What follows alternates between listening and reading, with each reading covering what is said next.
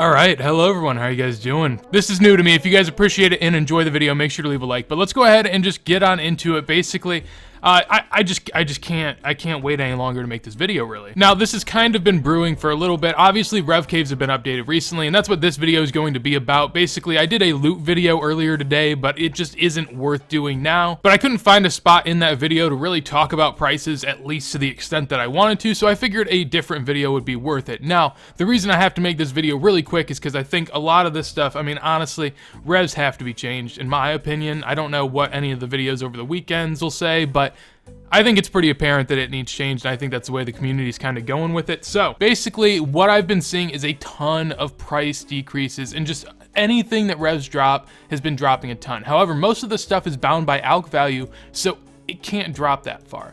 It just doesn't work like that. That's not how the economy works. It's not going to work like that. So stuff like black dragonhide leather that I actually bought on a merch the other day for 3.1k, which was 200 GP lower. So usually they're 3.3 or all the way down to 3k on the dot. Now stuff like this is just a guarantee. Now I'll talk more about individual items and this exact item here in a second, but this is just the thought process I use. So this black dragonhide leather is 3k a piece. You need 3 of them to create a black dragonhide body, so that is 9k. A black dragonhide body, for instance, right here is 7.7k. If you insta buy it, a little over 7.7, and if you slow sell it, you can actually sell it for 7.8. So if we do that math, basically it's 1200 GP per body that you make. Each body is about 260 XP. That's 4 to 4.5 GP per XP, and that is absolutely insane whenever you go to the OS Buddy efficiency page. Now here, if we look at the RS Buddy site, it has all of the GP per XP. However, the prices are off because they just haven't adjusted for it. And so see here, black DI bodies are usually closer to 7 GP per XP, and also on top of that, that's just recently. They used to be, within the last week, about 9 GP per XP.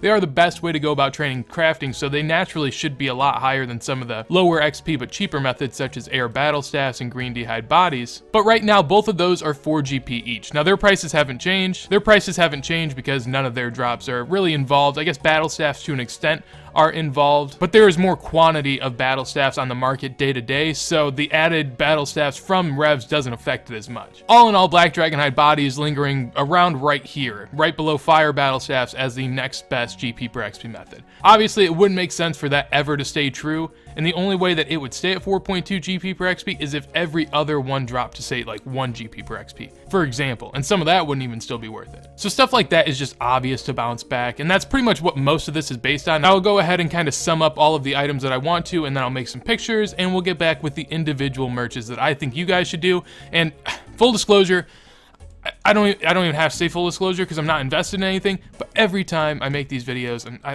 don't want to get on a rant. I'm not mad, I'm not angry at anyone. All right, so I'm recording this in post because whenever I go ahead and show you guys that I'm not invested in anything, you guys would have seen that I was invested kind of into something. There's a decent amount of black dragonhide leather here, about 33, 39, some like 30 to 40 mil worth. Basically, I'm not invested into that. I actually plan on just using the rest of it today with crafting. If you guys want to check the high scores later, I'll be 95, so feel free. This video is going to come out really close after I recorded this clip, so I won't be 95 yet, but by the end of the day, I swear. Anyways, I had 62,000 of this last week, and I've just been kind of grinding away at it. If I wanted to actually invest into it, I would have. If anyone knows or watches my videos or knows me or anything, they'll know I have like a 250 to 300 mil bank somewhere in there, and as you guys can see, there's just nothing in here that is anywhere near of that value. And if we go ahead and look at my GE, you guys can see that I've been selling off black dragonhide bodies. Yeah, I have 3.3k here. Obviously, I've been trying to sell, but all in all, none of this really matters. I have another account as well that I guess I can go ahead and show you guys. So this is my second account. This is where more of my money's at right now, just because while I was training crafting, I was merching, and so I have 2 elder malls I'm trying to sell off, 133 mil there. It's some decent money in the inventory. If you guys want to slow down the bank at any moment, feel free to check it. None of this really matters. If I actually was really deceitful and had like a bill hidden from everyone and I had it on a third account, none of this would matter. But I'll just try to put your guys' mind at rest. I do this more so for myself to see how good I am at predicting market changes, and it's just kind of fun to do in general.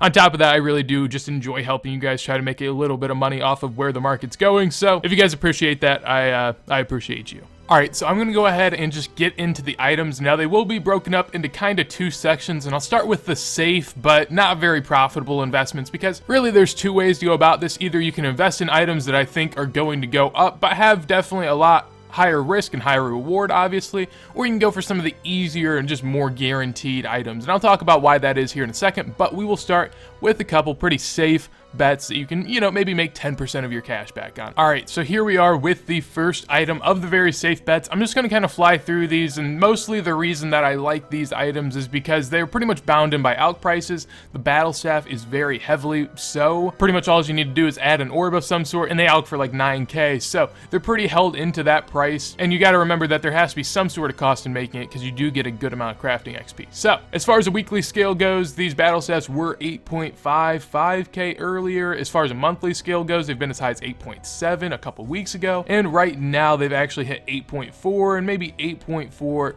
and maybe 8.425, somewhere in that range. Now overall, what I think you could expect back from this, probably about 8,600 is a decent sell price to aim for. You could maybe get 86.5, somewhere in there. It's a pretty easy 200 GP profit per battle staff that I see coming. Now if that doesn't intrigue you, I understand that, but this item is pretty much guaranteed to go back up. I mean, the odds that this drops another 200 GP is, I can't even fathom it. Now the next couple items I'll just rattle off real quick. They all hold the same idea as the battle staffs, that the alch price is pretty much just going to keep all of these items there, and that is rune ore. Basically, this stuff is very much so just kept by its price as far as a ton of alchables go. There's really no way for me to specify which alchable is going to make rune ore stay in its exact spot, but just know there are a ton of things that actually are able to keep this item in its GP value. I mean, if you look on a yearly scale, as far as rune ore goes, pretty much after whatever that was, we can see that rune ore averages out around 11k. It's been 11.1, 11.3, 11, and then 11.3 all the way up until recently. So 11.4k is what it has been, and now it is 10.5. So you can get a pretty hefty return there of almost like 8%, and I would say that this is almost a guarantee as well, because with so many alchables, unless this stays in the game, of course, which I guess I could preface all of this by saying all of these items are assuming at least Revenants get nerfed a little bit or have more uniques on their drop table. I think rune ore will come back up. Another item that holds quite the same tone as rune ore, and the last one on my safe ones, I guess, is going to be onyx bolt tips. Now currently they're 8k each, and if we look here in the past, if it loads, yeah, okay, 8.5 pretty much for the last month. And then if we go on a quarterly rate, yeah, the lowest they've even reached quarterly is 8.3. And then on a yearly rate, 8.3 is pretty much also the low. So all in all, these things probably average out to about 8.4k each one, and you can get them for a little under, I guess if you look here, you can get them for a little under 8k right now. I'd say it's pretty much a guaranteed 300 to 400 GP profit. The reason that this is going to go back up is because one, alch prices, and two, there are so many different ways that you can actually gain XP through making onyx bolt tips into onyx bolt E, that if these are this low of a price, at some point in the process it has to be worth actually doing, because the XP rates are just going to be really good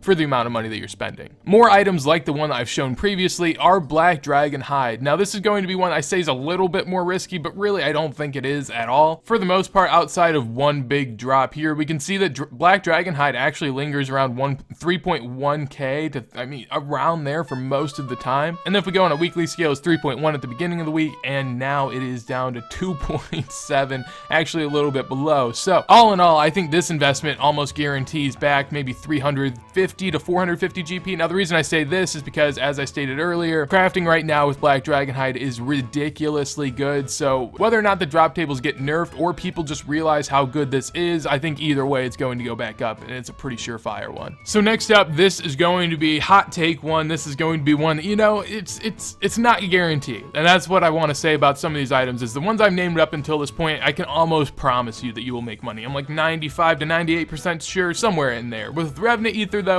I've been wrong in the past on it. Believe me, 98 GP per Revenant Ether is so ridiculously cheap. I don't think there's any, I mean, what could these go down to? 80 GP? 70? I mean, the most you're going to lose on Revenant Ether, I think, could be maybe 40 GP if they go down to 60, but that just seems like a hard sell. The most you can make on Revenant Ether, I feel like, could be upwards of 100, 200, depending on what happens, and I'll talk about that real quick. So if we look over a monthly scale, which kind of gives you an idea as far as when Revenants weren't hype, basically Revenant Ether actually came back up. It was pretty far down if we look quarterly.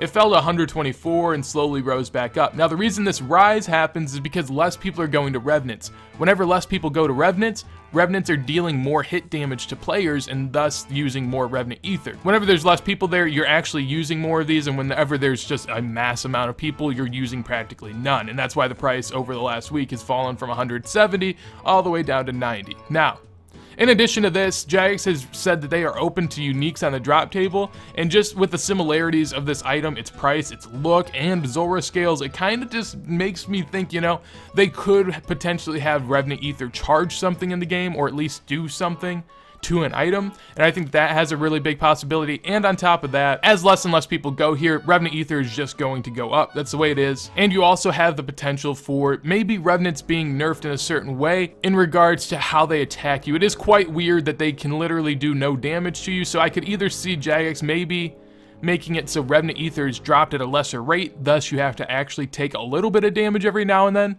But obviously that's pure speculation, but it's stuff that makes sense in the game, I feel like. All right, next up, this is going to be one that is, you know, it's risky, but I don't think it is. Obviously, as I've said before with other things in this video, Dragon Bolt tips. Now, this just doesn't even make any sense. If you think about it, Dragon Bolt tips derive from Dragon Stones and being cut, and this would never be worth it to cut. The price of a Dragon Stone currently is 15k, so Dragon Bolts would have to be about 1k each for this to ever even be close to being worth it, and so thus, these won't be put into the game through anything else than revs. And lately, they've actually had a couple of drops, one stemming from Dragon Slayer 2 and the release of that, and they dropped from 1.6k all the way down to about 800 GP, which is where they were lingering at for a little bit, dropping as low as 650, but then Revenants come out with even more Dragonstone tips on the table, and they fall all the way to 242 GP. Now, as far as how these can be implemented into the game, I mean, this just means that Dragon Bolts E are ridiculously cheap. Yeah, kind of weird. As far as quarterly, they've dropped a lot, which makes a lot of sense, but on a weekly scale, they haven't dropped too much, which is a little weird. There may be some margins there, whether or not it's making the darts or actually enchanting the darts, I am not sure, but could be good to look into if you want to.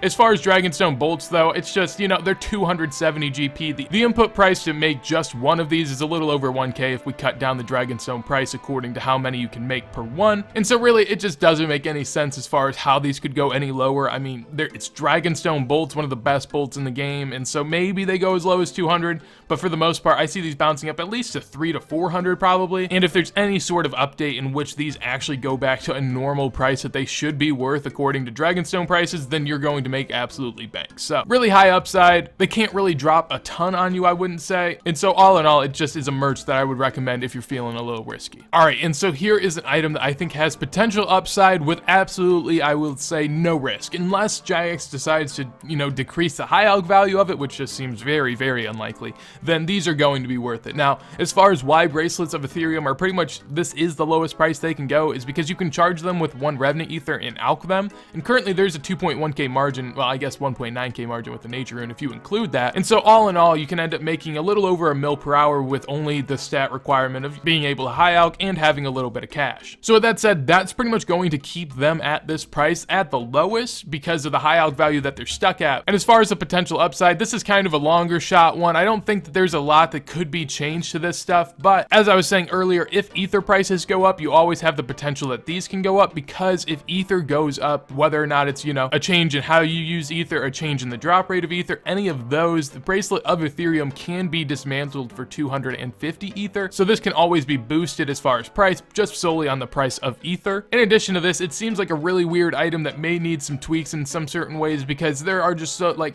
85,000 of a bracelet. It's a high alch item coming into the game, which doesn't really seem like that's what it was supposed to be initially. It's quite weird, and I wouldn't be surprised if in the future we see some tweaks to the item itself. Now, in conclusion, this will be an item that I go to my grave just screaming about, and I've done it since the beginning, back when they were 110, 120 GP each, and I'll continue to do it. Zora scales are going, I mean, obviously they've hit a high. They were 144, and even at 144, I would have obviously recommended buying them. Now at 160, it may not be the best time, but if you think about it, if Revenants are still going to be anywhere near decent, they're probably going to be a better money-making method than Zora. And if that's the case, then no one's going to, why would you go to Zora? Obviously, some people are going to be there, but nowhere near the amount of people that were there before, allowing the price to stay at about 150 in the game. Even if we look on a monthly scale, and this is why I think that it has upside, just a month ago, as you guys can see. Scales were actually 160 GP each, and you know, not as many people were using it as now. Now, obviously, that was coming off of Dragon Slayer 2 and whatnot, so there may be a little bit of fluctuation there. But all in all, if Revenants are going to be a better money-making method than Zora, no one will be at Zora, or at least no one that can do both or wants to do both will be there. There will be a lot less people at Zora, and there will still be, and actually there will be an increased amount of demand for scales. So all in all, one thing has to happen, and that's that the price of scales has to go up. Now, there are other things you can go ahead and kind of do this merch with if you would like to. Now, if you pretty much want 2 ways for your item to be able to go up in price, I would highly recommend just investing in stuff that has Magi Fangs or Tanzanite Fangs, or